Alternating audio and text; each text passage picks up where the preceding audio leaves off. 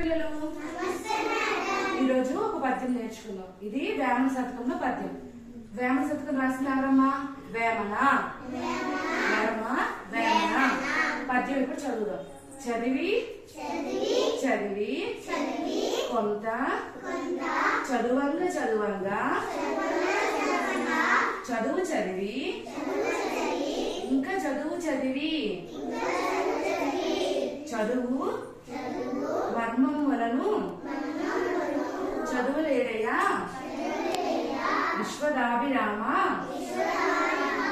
వినురవేమ. ఈ పద్యం యొక్క భావం మనం ఇప్పుడు తెలుసుకుందాం.